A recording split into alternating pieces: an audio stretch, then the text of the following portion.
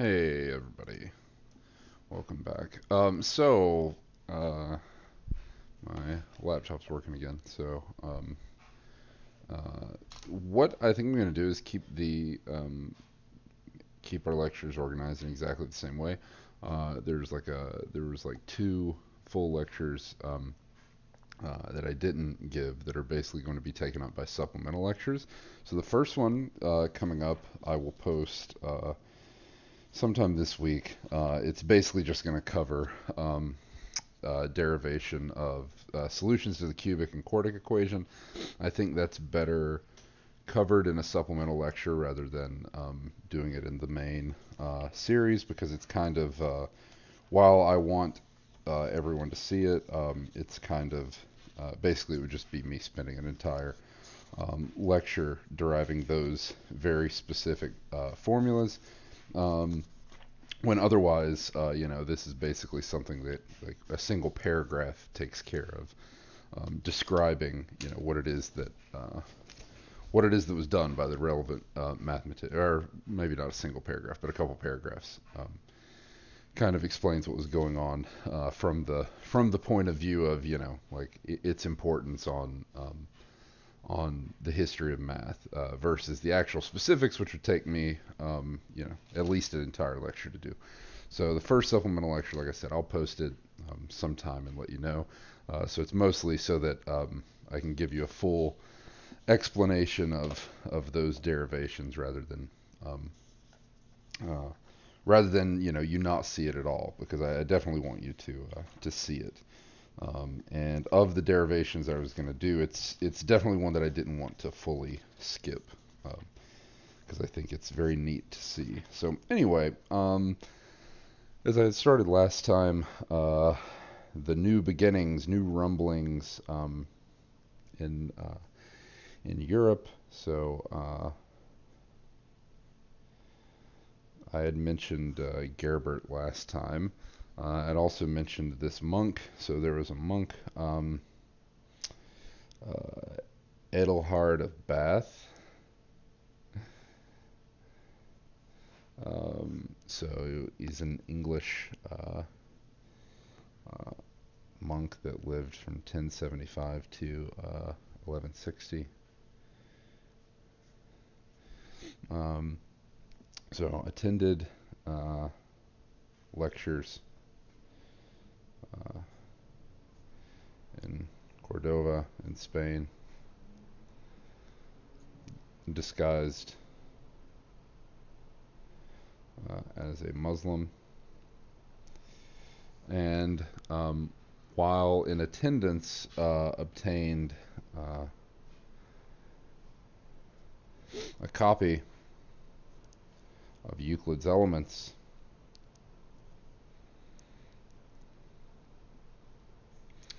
that was the source that was, so this was Euclid's Elements in Arabic. That was the single source for every European translation of Euclid's Elements for almost 500 years.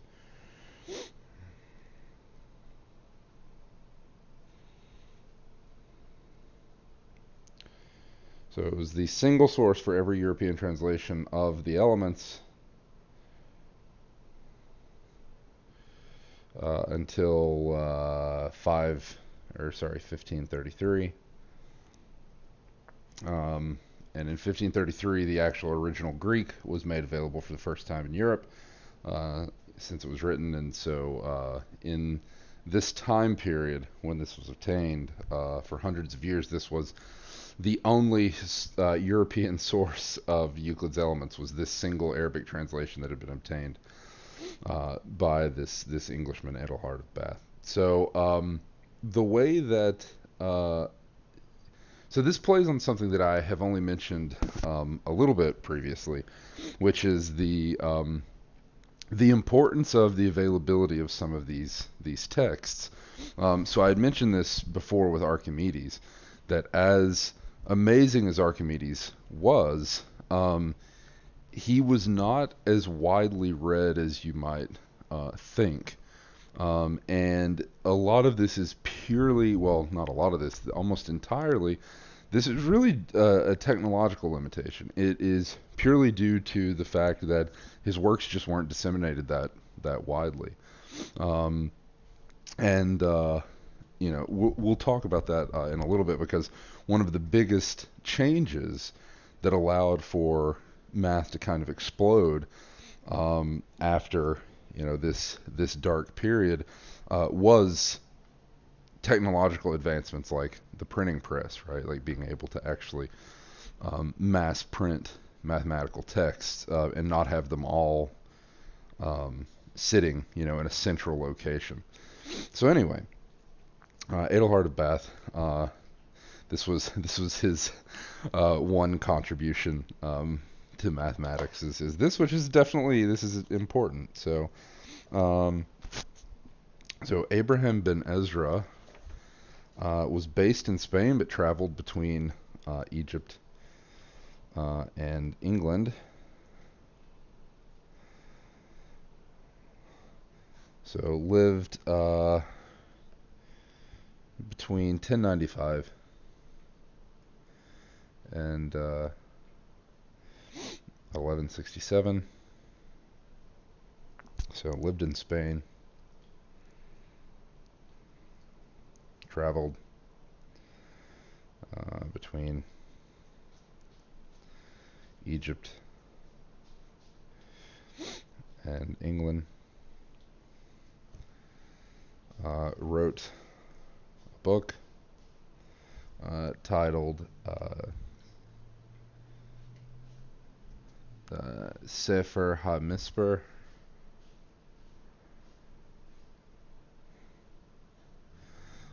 This book introduced Hindu arithmetic,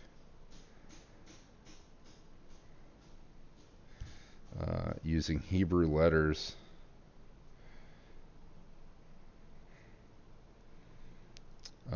for numerals, including 0.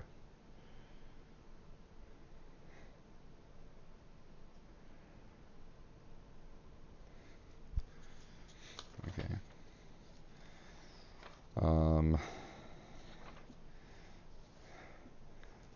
The one other thing to say is that I thought was funny when I was reading this was that he was also a poet, and his poets were almost entirely pessimistic.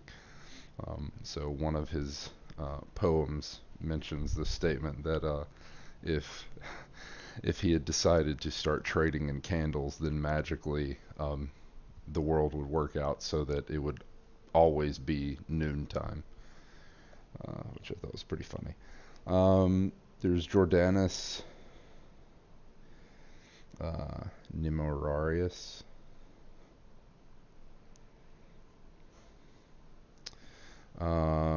So early 1200s. So Jordanus wrote about triangles, circles, regular polygons, Arabic numerals, prime numbers, perfect numbers, polygonal numbers, ratios, powers, progressions. He used letters to denote unknowns and equations, so basic stuff that was known to Diophantus. He wrote Tractatus De Numeris Datus. A problem from this, an example problem is find x and y. So here's an example directly from this work. Find x and y such that x plus y is equal to 10, and x squared plus y squared is equal to 58. So stuff like this. Again, this is the sort of problem that you might find on a Babylonian tablet, right? This is something that is not cutting edge, or it wouldn't have been cutting edge, during the time of Archimedes. And this is 1400 years after Archimedes, so this is not, not too respectable, but this was kind of the best that was going on, among peers. There was a French bishop, Nicole Oresme, lived from 1320 to 1382. So French bishop was the first proof of the divergence of the harmonic series. So first proof of divergence of the harmonic series. So the harmonic series is the sum.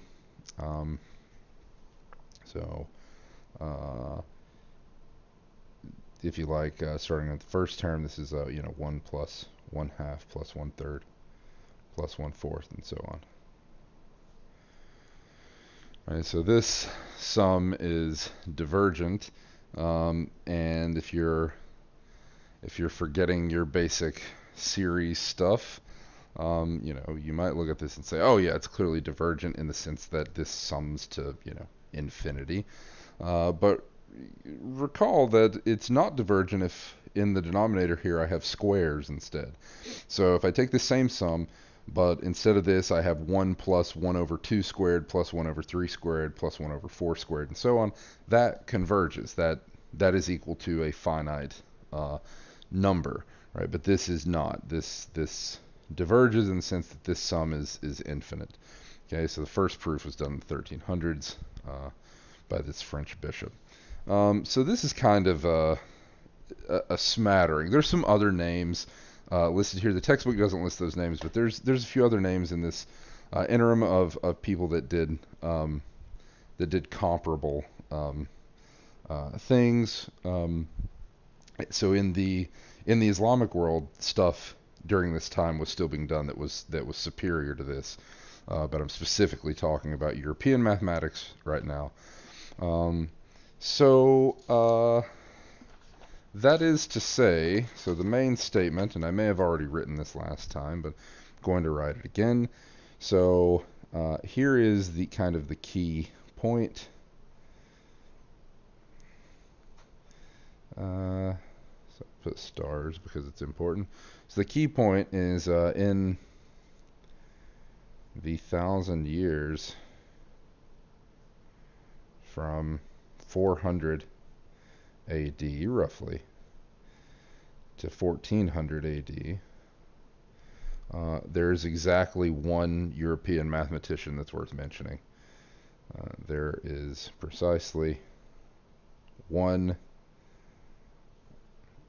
say, outstanding European mathematician.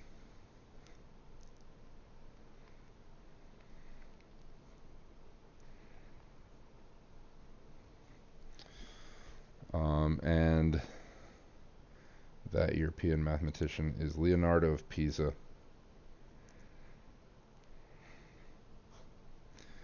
which you might know him by the name Fibonacci.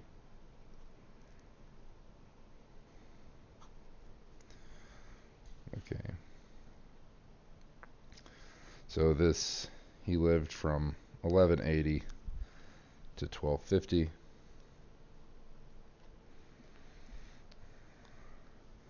And he was basically the first European since Diophantus to do to basically progress arithmetic and algebraic understanding to a point that was at the same level as, we'll say, Diophantus or as the Greeks. So what did Fibonacci do? Fibonacci published a work, Liber Abaci,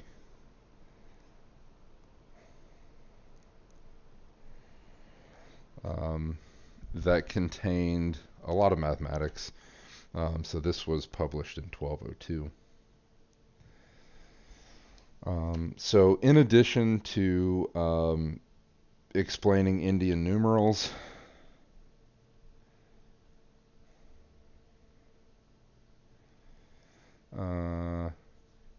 He also explained some basics of algebra and number theory, including the famous Fibonacci sequence. So what's the Fibonacci sequence? So the Fibonacci sequence is beginning with two initial numbers. So we initialize with 1 and 1. The next term in the sequence is to sum the two initial terms. So 1 plus 1 is 2. The next term in the sequence is to sum the two previous terms. So 2 and 1 is 3. And now I generate the entire sequence. So 3 plus 2 is 5. 5 plus 3 is 8. 8 plus 5 is 13. 13 plus 8 is 21. 21 plus 13 is 34. 34 plus 21 is 55, and so on. Okay, so you may have seen this sequence showing up or mentioned somewhere before. So this shows up a lot in popular math exposition, and I'll talk a little bit about why that is. So this has a number of applications. In fact, let me see if it's still current. So there is a journal. There's a math journal specifically devoted to results related to the Fibonacci sequence and related things. It was current all the way up. It still publishes things, but the Fibonacci Quarterly, was published quarterly from 1963 to 2009, and it looks like since then they still have publications. So Fibonacci Quarterly is still something that's published. That is basically devoted to entirely to related questions related about the Fibonacci sequence. So it's important to keep track of where this came from.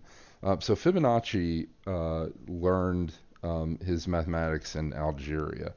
So he studied in Algeria, where I believe his father worked. So studied in Algeria. And so this was the source of him learning about Indian numerals and these things that he was writing about. So he was the first to prove the following, which is an identity that I've mentioned before. So he was the first to prove the algebraic identity a squared plus b squared times c squared plus d squared is equal to AC minus BD squared plus BC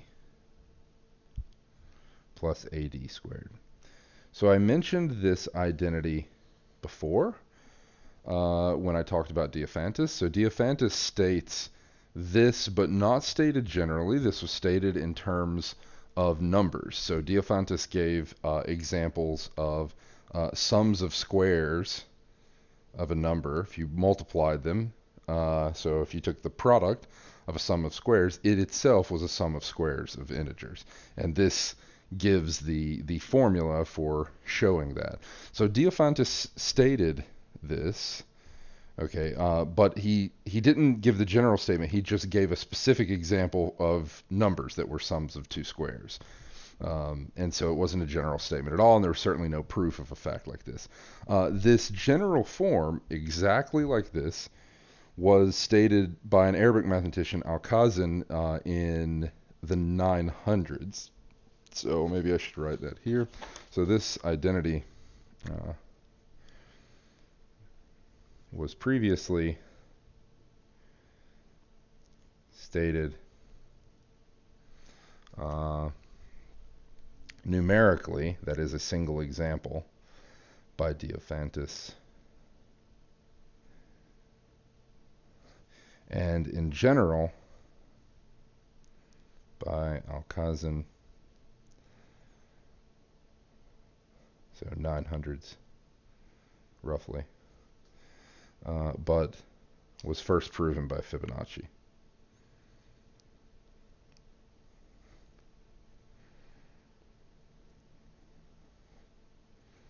So this is an actual novel algebraic result shown by Fibonacci, and this is one of the things that set him apart from his peers. In 1250 or in 1225, Holy Roman Emperor Frederick II. So if you don't know anything about Frederick II, I highly recommend that you read about him. So mathematically, the one thing that's worth mentioning about him is what I'm about to mention, but Frederick II was a hilarious dude. Interesting guy. So I highly encourage you to check him out. Even just reading like his Wikipedia article is pretty hilarious. He was not a typical monarch in the Middle Ages, so definitely worth reading about him. So anyway, in 1225, Holy Roman Emperor Frederick II actually delayed going on a crusade.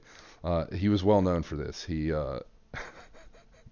He, among other things, he was once going on a crusade, and he started off, and on the way, he was like, "Oh, I'm sick. Like I'm totally sick. I came down with some illness, so I definitely I gotta go. I gotta go back."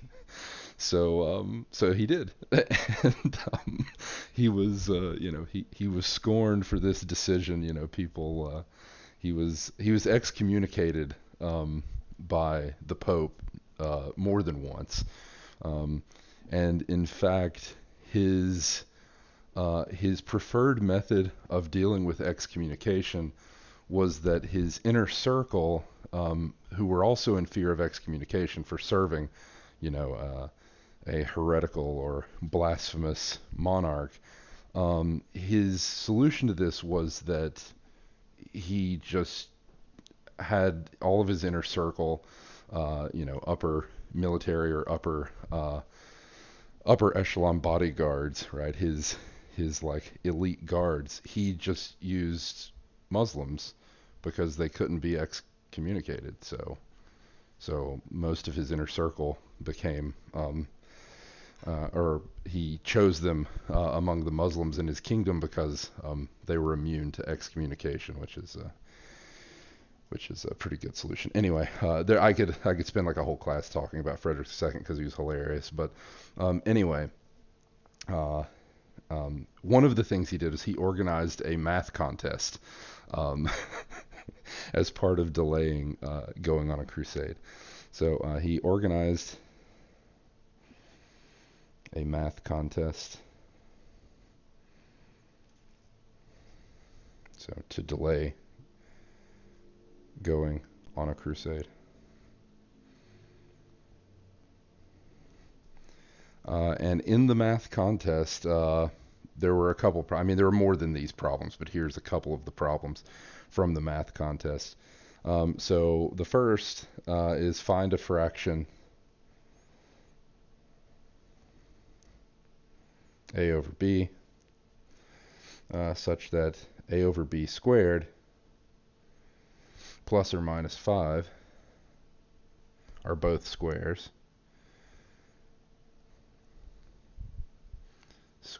of fractions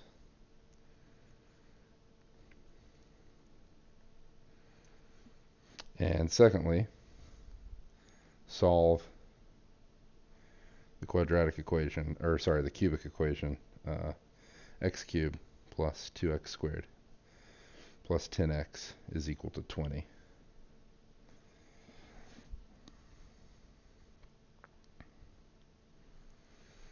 So Fibonacci answered all questions in the contest, no problem.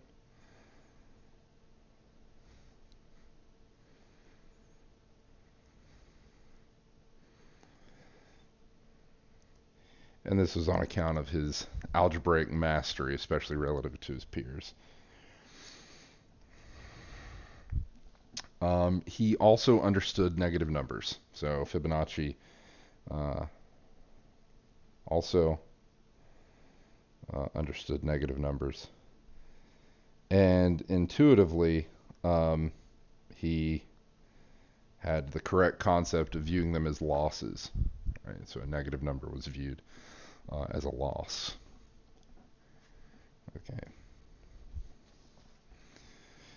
Okay. So, going back to this Fibonacci sequence for a second. A couple of applications of this. So there's a number of applications of this. So one is this statement that consider the seeds of a sunflower head. So how are the seeds of a sunflower head arranged? They're arranged in a way that there are two arcs, and the arcs are arranged in a way that if you count, say, the number of clockwise arcs, maybe you get 21 of them.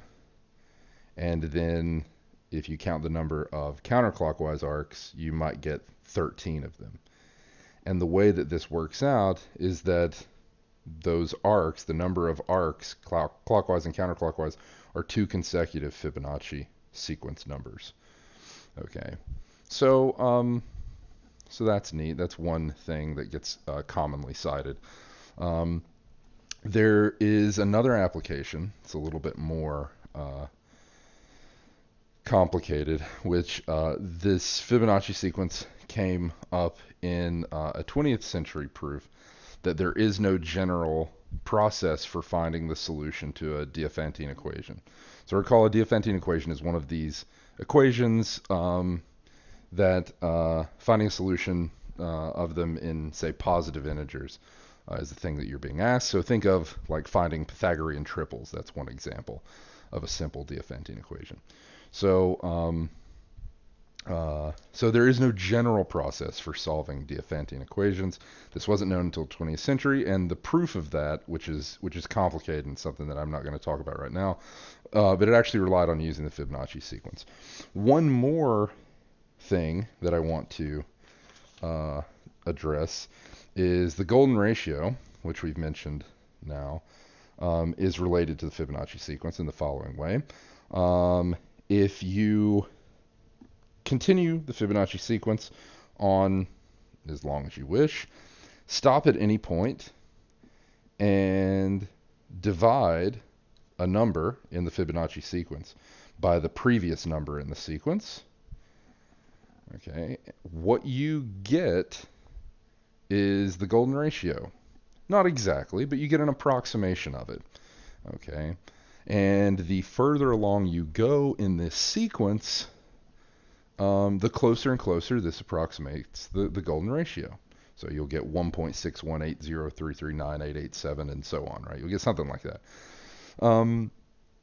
In fact, this works so well that you can use this to do the following math trick, if you've never heard of this. So this works so well that not just for the Fibonacci sequence itself, but you can define a sequence that is like the Fibonacci sequence, but doesn't start with 1 and 1. So here's the following. You can tell someone, okay, pick any two numbers you want, right? Make sure that they're integers. They can even be negatives. Okay, they can even be negative numbers. You just have to adjust what you say just a tiny bit. But we'll say tell people to pick positive integers, right? So pick any two positive integers you want to. It doesn't have to be 1 and 1. It can be whatever you like. So have them pick two positive integers. Have them form a third integer by adding those two. Have them form a fourth one by adding the third one they got and either of the previous two. And have them continue on using this Fibonacci construction, this recursively defined sequence, adding and adding and adding like that. So the numbers that they get are not going to be exactly these numbers, okay, but the process is similar. So have them do that. You know, you can tell them to do it for 20 steps. You tell them they can use a calculator if they want to. And after they've done it for 20 steps and they've kept track of every single one of those numbers, tell them to divide, the 20th number they got by the 19th number that they got, and then tell them that you're going to predict, what that is. And you can say, with certainty that it's going to be 1.61803398887, something like that. It's going to be close, depending on the particular numbers that they started with. And so, kind of encoded in this Fibonacci process is the golden ratio, hiding, even when the sequence is not exactly this sequence, but is kind of built in the same way. So they're intimately related. Okay. So this was kind of a long-winded way of saying that almost nothing happened in this gap. So this key point that I'm going to box here is just me saying that basically Fibonacci is pretty much the only European mathematician that did math at the level of the Greeks in this entire window, in this 1,000-year window. He's basically the only one. Okay, which is sad for European mathematics, but I guess good for Fibonacci, or at least his reputation relative to his peers. So, as I said, basically, so aside from the introduction of Indian numerals,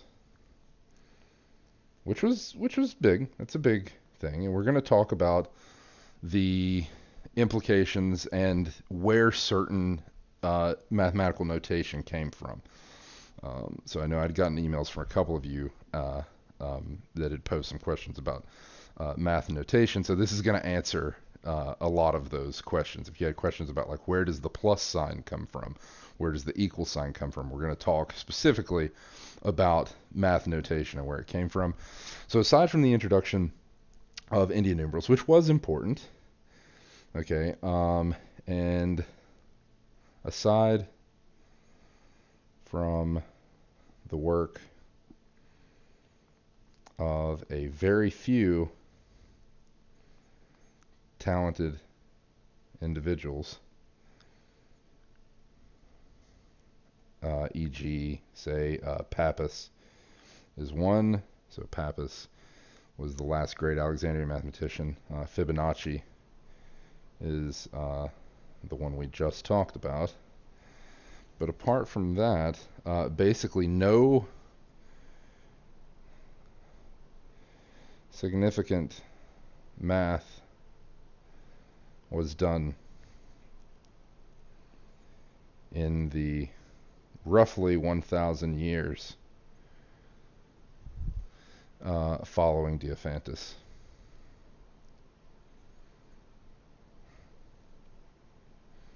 So this is just another way of stating that key point. Okay. And so what changed? All right, so what changed after this?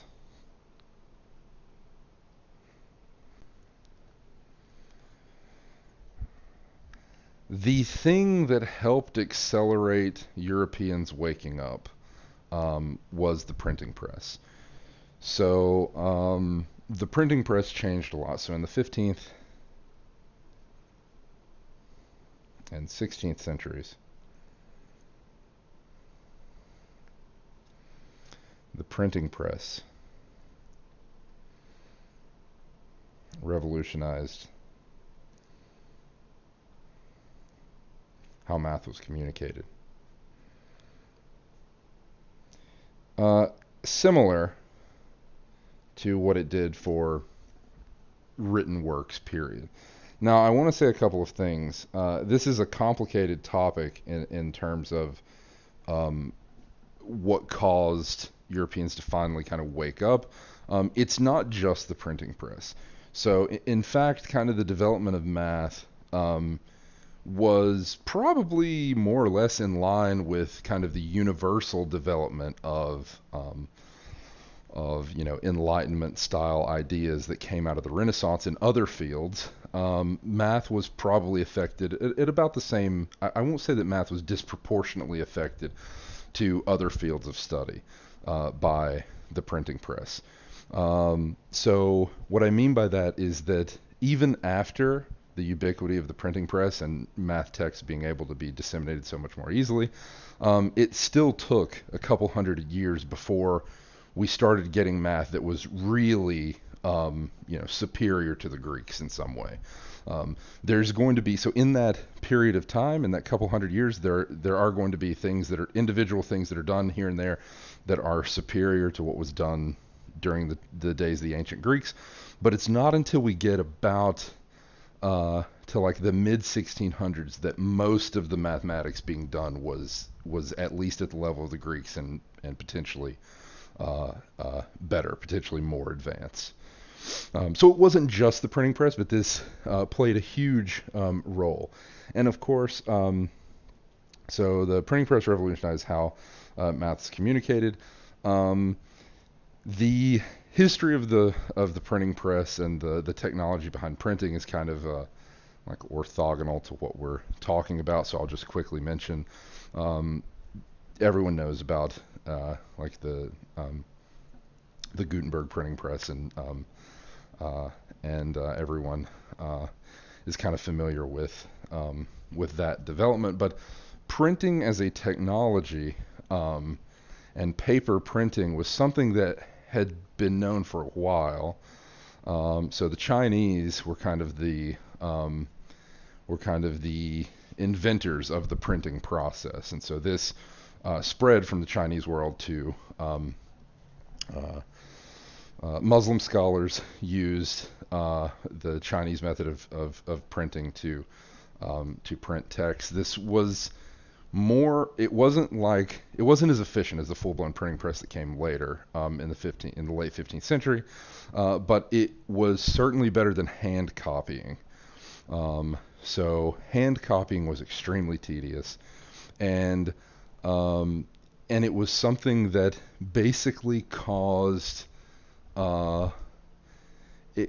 stagnation in the form of it made it very hard to study math outside of one of these centers of learning. Okay, so that wasn't quite the case in the Muslim world because of their methods of printing and having more efficient ways of making copies.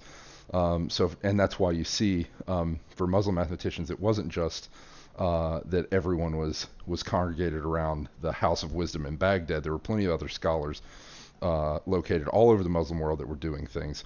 Whereas for a stretch of 800 years, as we saw when we were talking about Greek mathematics, basically all of the math being done was being done in Alexandria, or by mathematicians that were associated with Alexandria.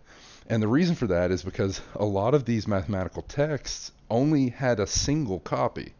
There was only a single copy of that text, and it was in the library at Alexandria. So that's a huge limitation, right? Clearly on advancing knowledge. And so on account of that, this certainly frees up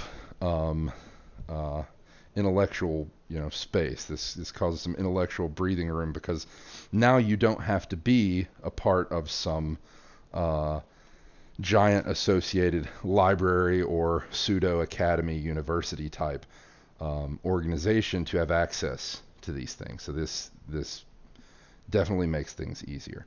Okay, so now these texts were available all over the civilized world, so you could be out in Scotland or out in Bohemia or wherever in Europe and actually do, actually study this stuff. You didn't have to be associated to some dense center of learning. Okay, so when we discuss Renaissance mathematics, and again, you're going to see that a ton of Italian names are going to pop up here. And I would preemptively ask you the question, like, why do you think that is? But you know the answer. And the answer is that this Renaissance, hit Italy first, for the most part. And so it was Italy and Italian mathematicians that kind of were first able um, to use some of these advantages that came about more quickly. So in Renaissance mathematics, I want to talk about four main things. So the four main things that I'm going to discuss, the first one is mathematical notation.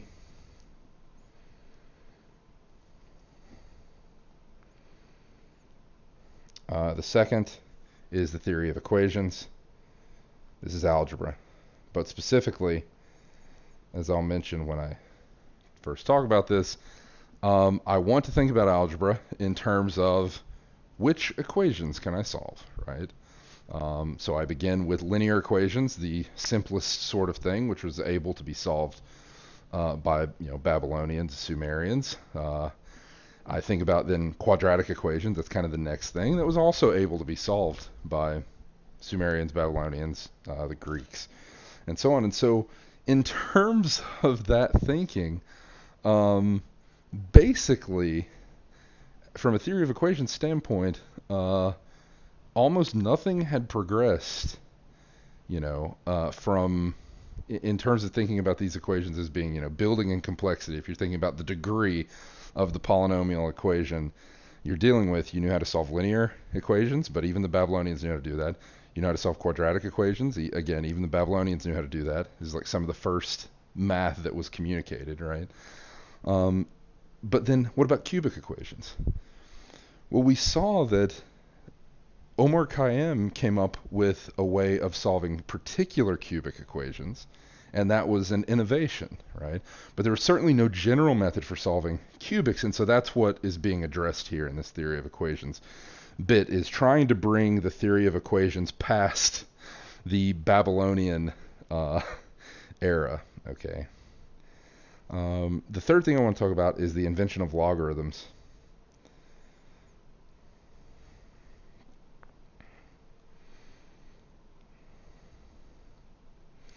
You might be surprised to see how the development of logarithms went, and because you've learned about because you've learned about the natural logarithm and logarithms in general in a post-calculus world, you might find it a little curious how they went about this, right? So they went about logarithms before there was any notion of derivatives or integrals or anything. So defining logarithms or exponentials in terms of logarithms or in terms of derivatives was something that wasn't being done here, right? So this is an interesting thing. And then fourthly, mechanics and astronomy.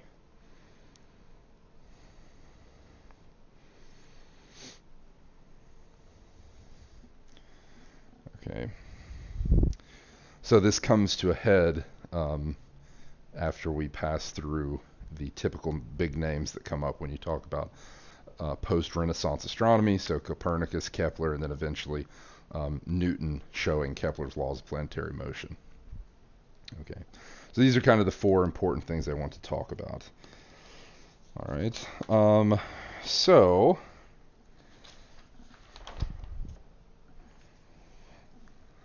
in talking about mathematical notation,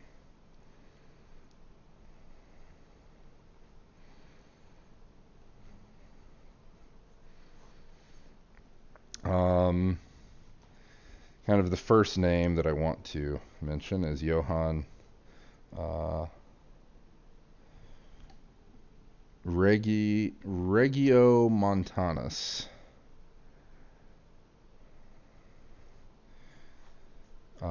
So he lived from 1436 to 1476. He lived in Königsberg, which is in Poland now, but it was in Germany at the time.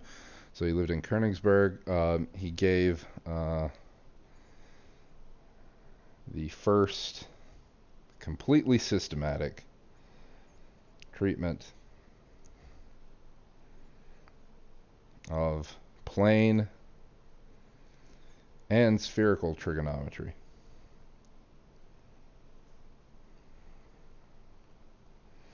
So as I've mentioned several times, both plane and spherical trigonometry, including things like the law of sines, this was done by Muslim mathematicians a couple hundred years before Johann, but this was the first like kind of consolidated treatment because a lot of that work was kind of disjoint, and it would be one or a couple of theorems here about plane and spherical trig. This was like a consolidated effort to actually lay out basically everything that was known about plane and spherical trigonometry. What is also important to note is that he used sine and cosine, using sine and cosine. Again, he wasn't the first to use sine and cosine. This was done by Muslim mathematicians. Indian mathematicians before that had used sine and verse sine, which was basically similar. Both Indian and Muslim mathematicians had actually computed sine tables. We also saw that even in the days of Ptolemy, right? So Ptolemy had included some things that were basically equivalent to sine tables. They were called chord tables. And similarly, Hipparchus before him was kind of the first to write out actual sine tables. But again, this was the first treatment of sine and, or I shouldn't say, it's not the first treatment of sine and cosine, but this is sine and cosine treated in exactly the modern way. So for x as an unknown, he wrote res, R-E-S, for x squared, he wrote census.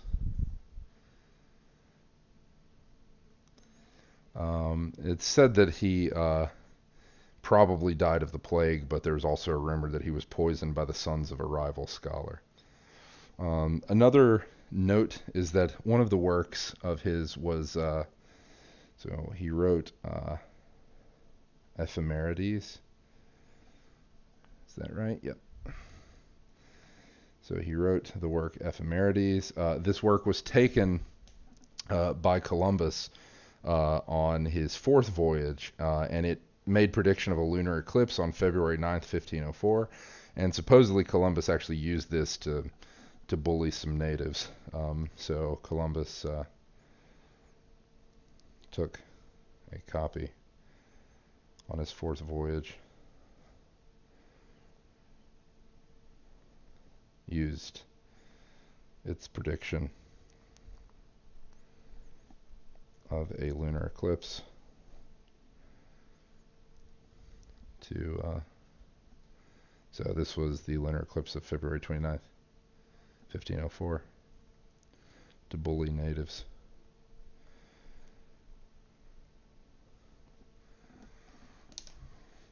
Okay. All right. Specifically for notation that you're intimately related, or that you are intimately aware of, Johann Vidman, who lived from 1462 to 1500. So from Eger, which is now in the Czech Republic.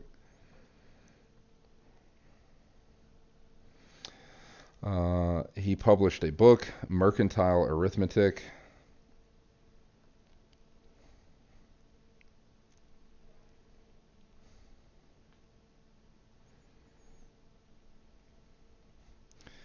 So this work, Mercantile Arithmetic, this was in 1489.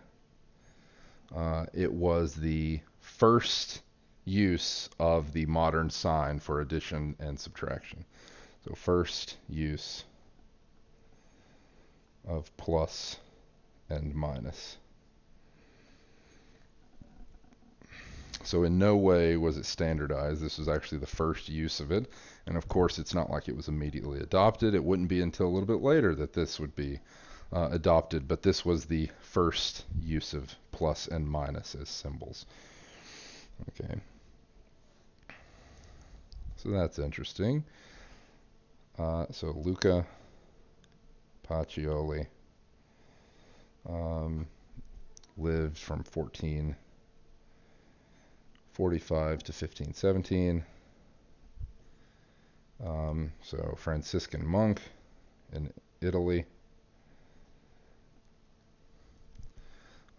So he used the res and census terminology of Regiomontanus.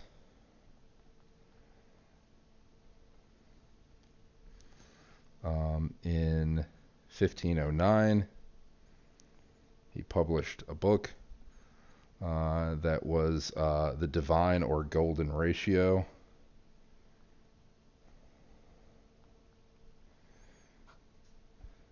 And this was illustrated by Leonardo da Vinci.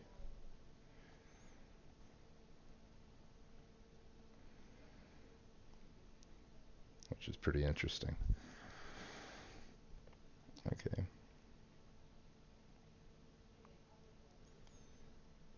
So there's actually a famous painting of him. It's now in a museum in Naples, and I believe it shows him standing with his friend standing next to a dodecahedron. So one of the problems that he solved is the radius of the inscribed circle of a triangle is 4. The segments into which one side is divided by the point of contact are 6 and 8. Determine the other sides. So this was one of his geometric problems. So Robert Record of England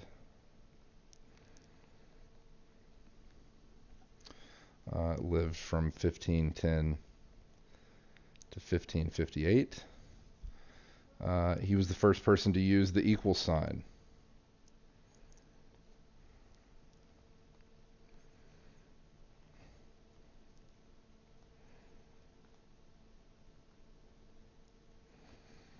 His explanation for why he used this symbol for equality is he said that no two things could be more equal than these two line segments, right?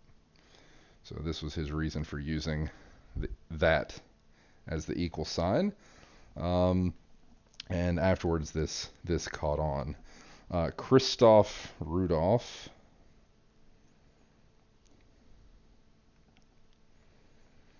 of Germany used in 1525 used the symbol this for radix.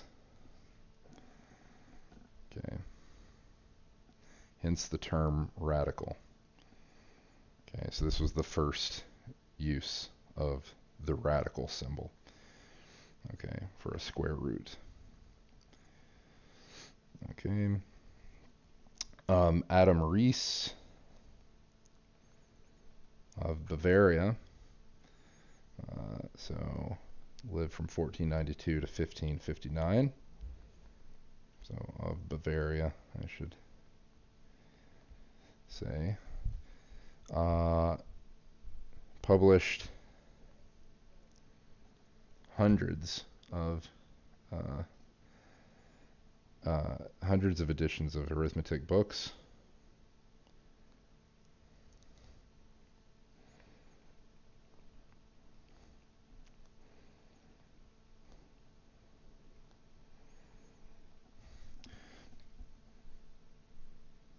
Maybe that's kind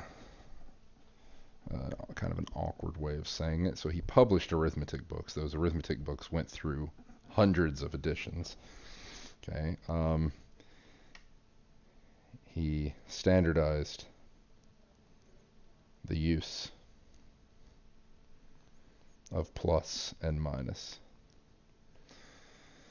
All right, so just keeping track here. The first use of plus and minus came up here in 1489.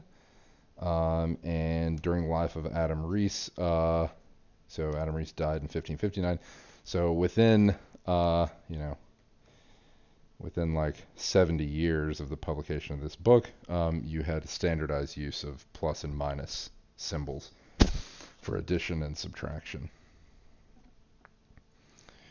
Okay. All right, so there's a couple other mathematical notation things that I wanted to mention, together with a pretty great proof involving spherical triangles that if you want to prove it in a way that is not as simple as this proof that I'm going to quickly show at the beginning of class next time, it requires some pretty advanced machinery in differential geometry to prove this in a different way. So this example that I'm going to show is a pretty slick way of doing it, and was the first time that it was done this way, and this was done by an English mathematician in the 1500s. So you see how quickly we've progressed in the years, right? We are all the way up to, we are now like approaching, we're about to breach into the 1600s basically. So it's pretty amazing how it's not on account of us moving blisteringly fast or anything. It's entirely because there was just not a whole lot of mathematical development in, over 1,000 years. So that's why we're able to make this jump. Why are plus and minus the way they are, Bins? That's a good question. I'm actually not sure of any rationale that was provided, but I can look into that. So I will actually look at a translation of this and see if there's any reasoning provided, because that's a good question, but I'm not sure. So I'm not sure if there was a reason, if it just turned out that those things were very convenient to use, but I can figure that out. So I'll post that in chat at the beginning of class next time if I find something. All right, so I'll see you all on Friday. Keep looking at announcements. I've been swamped because my laptop was only recently fixed, so I'll be making up for it. So anyway, I'll see you all